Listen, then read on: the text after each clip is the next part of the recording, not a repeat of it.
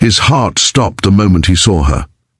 Nathaniel Cross, a 36-year-old single dad, had faced countless storms in life: bankruptcy, sleepless nights caring for his 8-year-old daughter, and the relentless feeling of being left behind.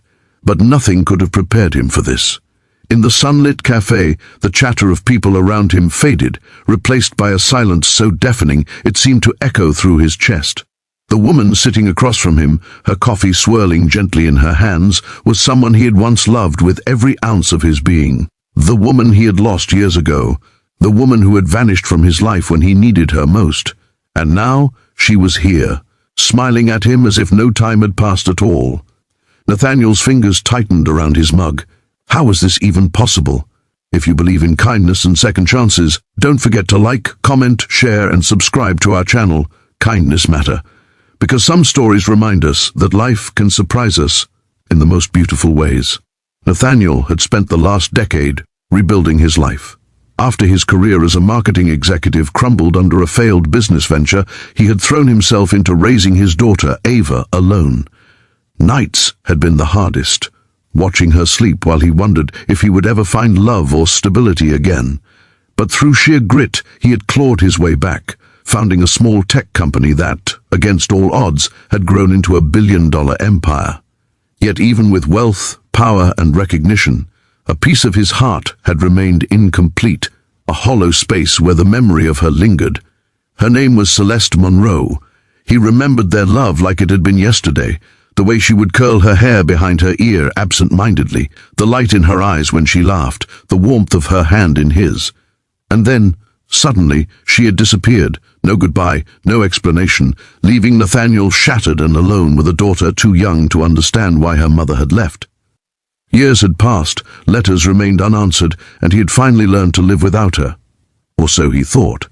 The cafe smelled of freshly baked bread and roasted coffee beans, the kind of scent that could transport someone to their happiest memories. Nathaniel's eyes, locked on Celeste, betrayed disbelief, confusion, and a surge of emotion he had spent years suppressing. She too seemed frozen for a heartbeat, a flicker of recognition crossing her face, followed by an almost imperceptible gasp. The world around them continued to hum with life, oblivious to the storm of feelings that had erupted between these two souls.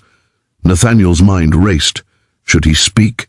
Should he pretend nothing had happened? Or should he finally confront the pain, the longing, and the love that never truly died? Time felt suspended as he searched her face, noting the faint lines of time etched into her features, the quiet elegance that had always defined her, the resilience in her gaze that mirrored his own.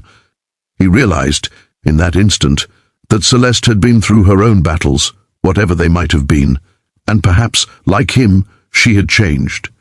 But deep down, she was still the woman he had loved. Ava, unaware of the miraculous coincidence, tugged at his sleeve. "Daddy, who's that?" she asked, her innocent curiosity lighting up the room. Nathaniel swallowed hard, forcing his voice to remain calm. "Just someone from the past, sweetheart," he said, though the weight of those words threatened to break him. He hadn't told her about her mother, not entirely. Ava had memories of a woman whose love she felt in faint echoes, a mother whose absence had shaped much of her young life. Nathaniel had shielded her from the heartbreak he had endured, but now, seeing Celeste again, he felt the pull to finally confront the past. He took a deep breath and stood, walking slowly toward her table, his heart pounding with every step. Each movement felt surreal, as though the universe itself had conspired to bring this moment into existence. When he reached her, Celeste looked up, her eyes meeting his, and Nathaniel realized that despite the years, despite the pain, despite everything, the bond they had shared was still alive. He cleared his throat, struggling to find words. "Celeste," he said finally, his voice trembling, I didn't expect to see you here." Celeste's lips parted, her voice soft and almost disbelieving. "Nathaniel, I thought I'd never see you again." Her hands trembled slightly as she set her coffee down. "I'm sorry, I should have explained everything." The floodgates opened. Nathaniel felt the years of anger, confusion, and heartbreak surge up, mingling with relief and a long-suppressed joy. They talked, Slowly, carefully, over the hum of the café and the occasional laughter of nearby patrons, they began to unravel the story of the years spent apart. Celeste had faced hardships of her own, her father's sudden illness, financial struggles, and a career that had consumed her. She had left, thinking Nathaniel and Ava would be better off without her presence complicating their lives. It had been a mistake, one she regretted every day, yet life had not given her a second chance, until now. Nathaniel listened, each word piercing and soothing at the same time.